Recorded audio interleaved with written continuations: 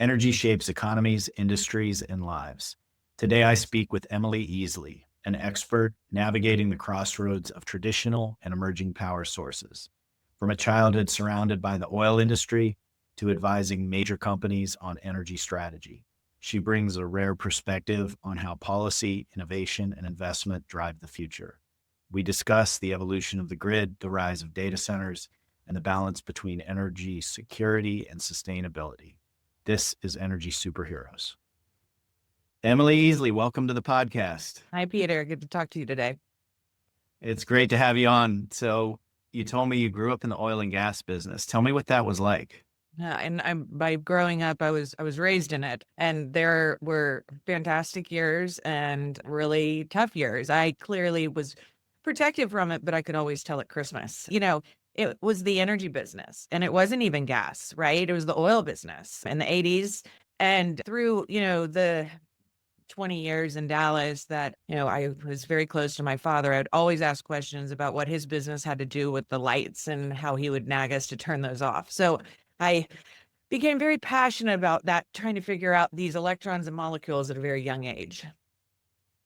That is cool. And it was not only the oil business, but in Dallas. So That, I got to ask you, did you watch the show Dallas back in the 80s?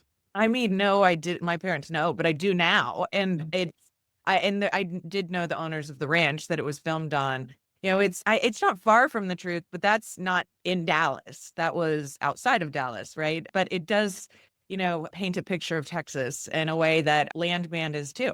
The next gen of it. It's just a little bit of a dirtier, sexier kind of part of the oil business, I'd say.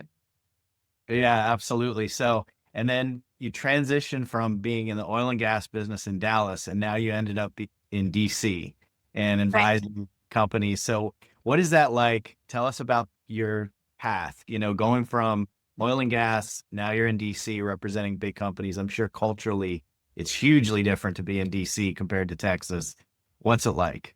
Well, I mean, and when I first moved here 20 years ago, this was pre-shale revolution. Peak oil was in sight. The Bush administration was in their, second term. And I really came to join friends from Texas who were involved in politics and campaigns. I had gone to school in Nashville, and it was my father who encouraged me to explore renewables.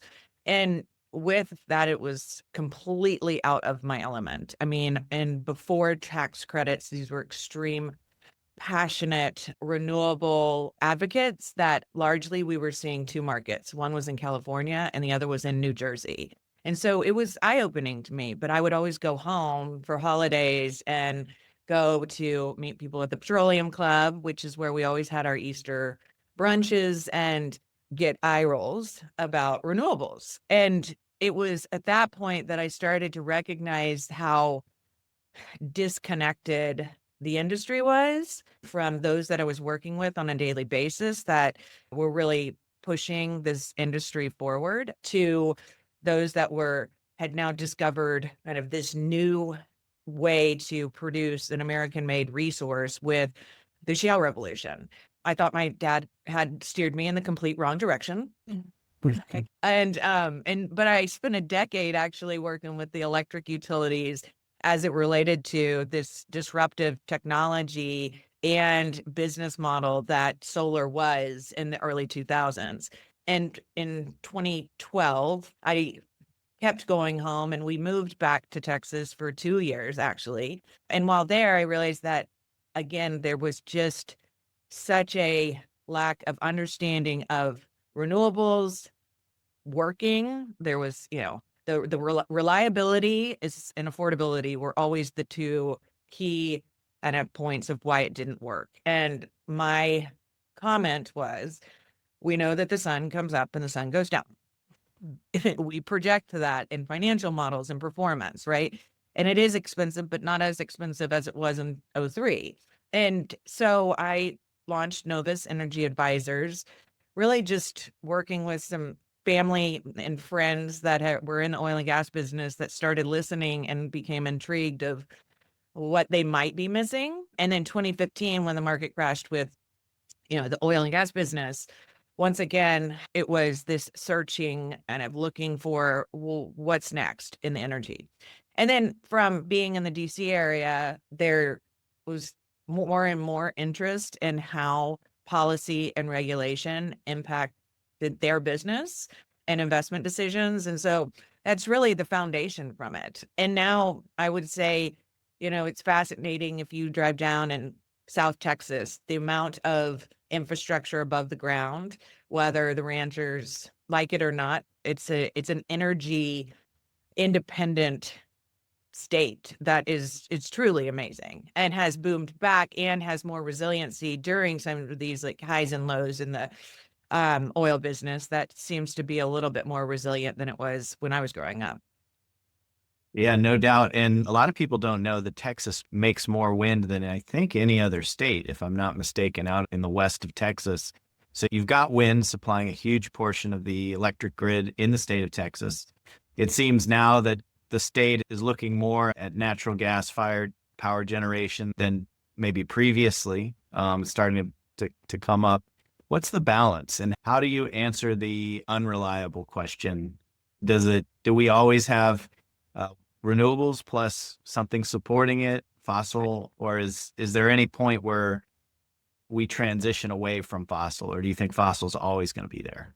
I think, in the 2000s, as solar and wind were ramping up, these two technologies were never hybrid, right? I mean, and that was largely due to the structure of the tax credits, and they complementary each other. So just take renewables and fossils out of the equation, right? There's just now the tax credit became in 2025 this technology neutral production tax credit, which I think is not gaining as much attention as it should because once storage qualified for, and this is batteries, right? For the plus one of solar or wind, it was at a time when I never understood then how it got to be the plus one. Why wasn't natural gas included in that when, there's so many compatibilities and ways to structure interesting, innovative technology solutions near where load is. And so I'm a big believer in it doesn't have to be either or. It is either or because the industries are very segmented and there's this constant fight for defending your technology because of the political swings. And so I do think that this huge exponential demand from data centers coming in to completely turn over what we need to do to figure out how to meet the load will hopefully bring some of these innovations together under this new tax credit regime. Yeah, so I couldn't agree with you more. I mean, why not use everything wherever it makes sense, and different technologies make sense in different places. Um, Exactly. but you hit on a big topic of interest for everybody, which is the data centers. We've had conversations with some of the biggest data center companies, and it's easy to get them on the phone. Whereas 10 years ago, I don't think Silicon Valley really thought much about energy other than to want to energy transition or get to some kind of net zero. But now they're thinking about it in a big way. Have you seen that in your business with the folks you're talking to? Well, just in Virginia, right? So where I'm located, if you go out just right outside the Beltway, and I mean, this started 7 years ago, where there's just all of a sudden you look around and there's these big no window buildings. And that is largely the government's data centers. And Virginia attracted those by these economic incentives. And through that, it has really impacted PJM's electricity and the capacity issues. And so I do see an opportunity now, at least we're not starting from zero. There's some huge lessons learned that can be made when you know that there is data and energy security, information security. I mean, if you can go and look at the lessons learned and then com- you know, apply that to Ohio is has attracted, I mean, 100 plus data centers that are being built there. Texas is notorious for attracting economic development. And then Louisiana has a $10 billion meta facility that I think was negotiated at the Mardi Gras DC not too long ago. And to your point, I mean, look, energy is in every industry a huge line item for OpEx. It just depends on how much you use and where you're located. And I think for data centers, they've realized that is their most expensive and largest operating cost, and they have pressure for it to be clean. So they're trying to look at the regulated utility business, where they're located, and are there any deregulated ways to find less expensive, cleaner power? Now, I don't know. I mean, from an investment side, you have more of that background than I, and knowing that what Silicon Valley is looking at as far as going from apps to data centers, it's got to be a completely different time for you too, what you're seeing. For sure, it's exciting. We couple years ago, we spent a lot of time on hydrogen and just trying to figure it out. And we threw everything that we had at it, and a lot of folks have as well. But it's just coming down to cost. It's too expensive. Whereas to produce megawatt hours from natural gas in Texas is very cost effective. And a big part of that is the regulatory regime in Texas. You mentioned PJM. From our standpoint, we think PJM needs some reform of their, interconnection queue and process, as well as because it's a multi-state jurisdiction, there's permitting challenges across those different states. Same goes for MISO. I think if both of those grid operators were to reform, I think you could really see the kind of growth that you see in Texas unleashed in many other states. But I was born in Ohio, so for me, it's great to see that happen. And I think Ohio is a big opportunity for growth. Having three major cities, having a really well-educated population. So we love Ohio, and we would love to invest in Ohio, but we'd like to see grid reform out of PJM in terms of interconnection and permitting. It has to happen. What has been the headlines of the news just in the last week, and what the federal authority is compared to what these regional reliability and, transmission planning organizations. Well, first, they're very oddly structured, right? MISO, you've got MISO South and then MISO North, and it just kind of a slim element through some of those states. And then PJM, what you said, I mean, I don't have the data in front of me, but I would imagine PJM and that's just the Northeast compared to Texas. Texas is so much larger than PJM, right? But it functioned because it's deregulated market and most parts. People forget about the co-ops and the regulation regarding munis and co-ops and completely different. But it's just a more friendly market to advance projects for permitting too, from an environmental pushback. And so the Northeast has a lot of work to do. And I think that, I hope that the regulators from the public utility commissions and then, the new FERC commissioner and that entity can come together to try to find some solutions. Is permitting reform through Congress and how President Trump has declared this federal emergency to kind of push through some of these barriers. That is only one level of the complexities that has to go into what is a highly regulated industry.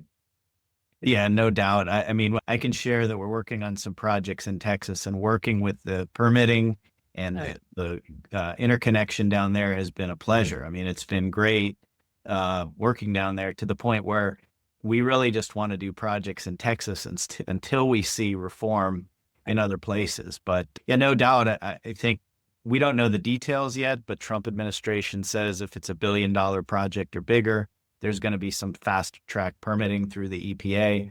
That would be great.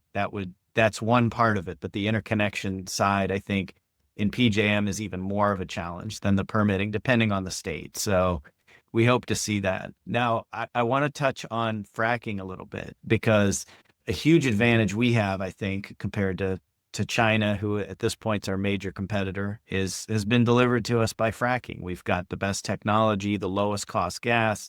We've got a lot going for us. Are you seeing more interest in fracking, in gas supply, in utilities, maybe not, or maybe utilities trying to build more gas plants than, let's say, they were thinking about 5 years ago? I mean, I would say now, yes, the EPA proposed regulation for new natural gas plants and coal facilities as it related to requiring carbon capture was, may be necessary, but at the same time, I think it was adding to the additional cost to ramp up those facilities. And I think that it pencils in some markets, depending on the cost of the equipment and the sequestration infrastructure to transport the carbon. But, I just think having spent the second part of my life as an adult, a young adult, watching the innovation in natural gas and what was found in the different shale plays in different markets. And I mean, it is so inspiring to think how what I do believe this administration is trying to encourage is this exploration of more of the critical minerals that we have and more efficient ways to get it out of the ground, out of the mines in a way that, there hasn't been a lot of E&P development just because of really the requirement from these investors and capital partners that want, the oil and gas industry to be more disciplined. We worked with a big pipeline company, and I have, a lot of respect for the safety culture and the geologist and everything from the point of finding, the molecule below the ground, producing it in a responsible manner, and transporting it in a responsible manner. That's where I think the real innovation is. And I hope that, they do what I think a better job of marketing, how clean that their process is, and they know that there's key areas they need to get tighter on these methane emissions, and it's a true health impact. I mean, you're seeing that there's a huge kind of movement in Ohio regarding that. So, but there is so much good and so much that has changed compared to the days that, you and I grew up in. No doubt. And I'll touch on a word there, marketing, that you hit, because wow, I came from a digital background, got into the energy business in 2009. And when I first came in, I was a little bit, let's say, thinking it was an antiquated industry, right? Because you come out of digital and you think, oh, we're the cutting edge. We've got all this new stuff. Right. But you come into the traditional industries and they've had generations of innovation, culture of safety, and they don't do things without really thinking through it all the way and planning it. It's not sort of, hey, you just throw a piece of software out and beta test it, right? And figure it out. No, there's a lot of planning that goes into it and a lot of depth to the technology. And I think, to your point, the industry has got to do a better job of showing how technically advanced it is, how great the culture of safety is, the value that it brings. I read Alex Epstein's book, Fossil Future, which I think does a nice job of sort of detailing the industry well. I've, recommend it to everybody. But yeah, how do they do a better? What's the message? What's going to resonate? Because even the word renewables, right? That word is good marketing. You feel like, wow, there's this resource out there that's just there for the taking. But Yeah. Yeah. it's there sometimes and sometimes it's not. So it's, how does the industry do a better job of marketing? I mean, I don't know that they can. It goes back to, it is an economic value to the country. And so, and I don't know that they want to. I think that the big majors are doing a pretty good job, but they certainly have the budget to, but they constantly are having to defend, right? I mean, my kids just I saw on the Nike shoe box, zero carbon Nike, right? And made with sustainable materials. I mean, who knows, right? But that's great marketing. And so I kind of feel like if we can all just focus more on how boring energy is, right? And how it creates jobs, safe jobs, right? There's a huge opportunity to make America really energy independent from even the critical minerals. And I mean, we had the facilities that are finally moving with the LNG exports. And, I hope for the pendulum that keeps impacting the advancement and the value add to jobs here and kind of the economy. I think that's the real message that will resonate once you're not trying to defend how clean you are. Yeah, no doubt. Like, I think you hit the nail on the head when you said the companies are on the defensive a lot, right? I think they've got to go on offense and think of terms of energy as wealth, right? And so most of the podcasts I hear, at some point they go back to some kind of a wealth angle because there's a lot of folks out there that have been displaced from a job or another job, and they're trying to figure out, just how to make their lives better. And they want wealth. They want the American dream. And energy is wealth. If we can bring the cost of energy way down, I think that we can make the country more wealthy. It's a much smaller country, but you look at United Arab Emirates and how they share the wealth of their energy with their population, and how people that are citizens of that country do very well as a result of their energy. And we need that, because I think our biggest risk is this wealth inequality in the country, because some folks are doing really well and there's a lot of folks that are not doing well and now don't see a way to be able to have the American dream. So we've got to connect energy to wealth and show people how it helps them, how it helps them achieve what they want to achieve.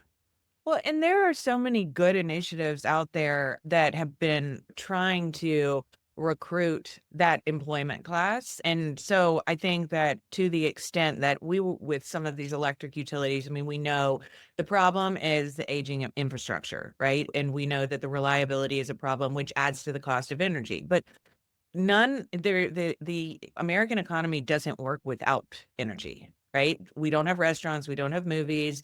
I mean, we've been talking about data centers, but haven't even gone to how many manufacturing facilities in the US are about to be producing batteries, and they're recycling plants, and you have solar facilities, semiconductors that the CHIP Act, completely incentivized. And in the 2000s, the late 2000s, China took over. One thing, talk about growing up in the 80s. If I go back and look at, my mother still has like our Monopoly games. They were all made in America, all of them. And it's the best plastic little pieces you've ever seen. The Fisher Price compared to the cheap produced, you know, junk that is probably our trash that China takes and sends back to us, and our cardboard furniture from these really cheap places. I mean, it's just the quality and what has been made has just driven us to this cheap expectation. But to have a manufacturing plant in a town that went from having no jobs to hundreds of jobs. There's First Solar has a huge facility they're building in Louisiana, and it's on the south side of Louisiana, perfectly, you know, situated for once we have all of the capacity sold in the US for American made panels that we can be exporting. And that was always the intent. So, I mean, if the US can not only have not cheap, reliable, affordable energy to boost, quality made product. And there's, demand internationally. Like that is a true American dream to be a part of that. Yeah, that's absolutely right. We've got to make stuff here, and we've got to get to the point where we have surplus so that we can export to the rest of the world, because that's where you create wealth for everybody, for middle class, for everybody, and give people upward mobility. So I think one thing Trump has really hit the nail on the head of, we've got to unleash American energy. We've got to get it to the point where it's ubiquitous, abundant, and it's a strategic advantage for us. Because when you look at what we have, and I think this is why he's trying to align with Canada and Greenland, is because they have Canada's a tremendous oil resource, and Greenland has potentially the most natural gas in the world unexplored. So I think, that kind of a scenario, it's just a bigger vision for our hemisphere as an energy exporter to the rest of the world. I really like that vision, and it's, to me, it's kind of like a moonshot, but it's the thing that can get people very motivated so that people see that they have a future in the country. Well, and that I think right there, then you naturally become less defensive, right? I mean, if you can bridge these technologies so that they're working together in these innovative ways, right? Whether it's a natural gas, peaker plant surrounded by solar, and they interconnect at various points and have synergies. Like, I mean, I see that as kind of the next gen of where we're going. But, what you just said about Trump, and I think it's President Trump, I think it's so interesting, and I've followed this.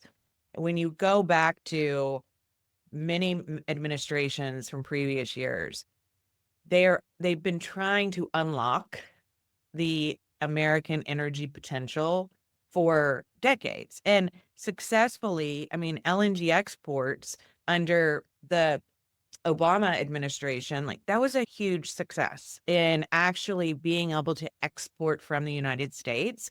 And that was Obama, right? And then Trump came in and even accelerated that with oil exports. And so, but it's become so extreme on these different technologies and these pauses on projects. And those facilities are billion-dollar facilities that they don't get developed in 4 years, right? And so you have to have sound policy regarding all of these technologies in order to not scare off the capital investment community. And frankly, this is a global investment in the United States. I forget what the numbers are, but the amount of capital from international partners that comes into America because they see it as a sound, safe economy is incredible, but we have to have sound policy behind it. I had looked back to the different administrations, and so unleashing, I always appreciate the marketing and branding of a political campaign because I do like this unleashing. I mean, for feeling shackled by the pandemic and for whatever it is. I mean, we have this moment of kind of freedom to explore. And especially in DC. I mean, DC's been shut down since the pandemic. Texas was not like that. But the Bush administration, okay, Peter, they had their Energy Independence and Security Act. And that was the first solar investment tax credit. And the entire intent was to have American made energy independence, American jobs. We had a BP manufacturing facility in Frederick, Maryland. And within 5 years, China took over and we couldn't compete. The Obama, Panel prices just got so cheap.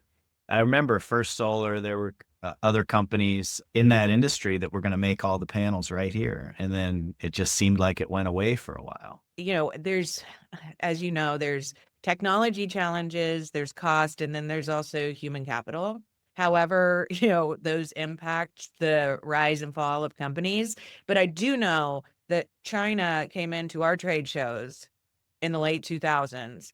And so it was just the perfect storm for the incentives that China had to make it that much cheaper. They had labor quality issues, they had dumping of environmental, you know, waste issues. And so if you have two key pieces plus a tax credit, of course it's cheaper.